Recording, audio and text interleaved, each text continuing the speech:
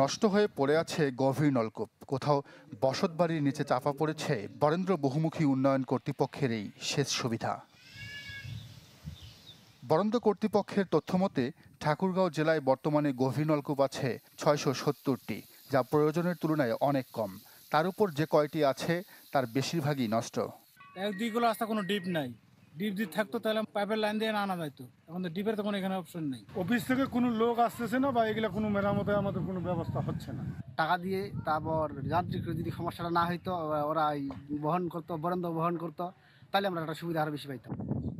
অনাবৃষ্টিতে ফসলি মাঠ ফেটে চৌচির হয়ে গেলেও গভীর নলকূপের পানি সরবরাহ না থাকায় বিপাকে পড়েছেন আমন চাষিরা।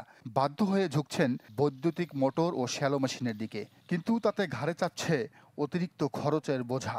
এমন ধান ক্ষেত লাগাবো, পানি নাই, পানি কিনে নিতে হয়। এভাবে কিনলে আমরা তো সমস্যা পড়ে যাবো, কত খরচা করবো। ডিপ টিউবওয়েল দিয়ে তো অবশ্যই ভালো, খরচা আমাদের কম হয়। সেলো মেশিন দিয়ে বেশি খরচা হয়, আবার মোটর দিয়েও বেশি খরচা হয়। সরকারি নীতিমালার কারণে নতুন করে গভীর নলকূপ স্থাপন সম্ভব হচ্ছে না বলে জানান বরেন্দ্র কর্তৃপক্ষ।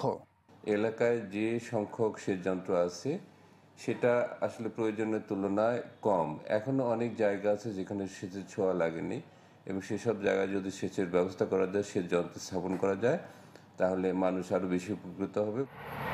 গভীর নলকূপে কার্ডধারী কৃষকরা ঘন্টায় ২০০ টাকায় পানি পেলেও কার্ডবিহীনদের খরচ করতে হয় ঘন্টায় ৩০০ টাকা। Desk report, channel 24।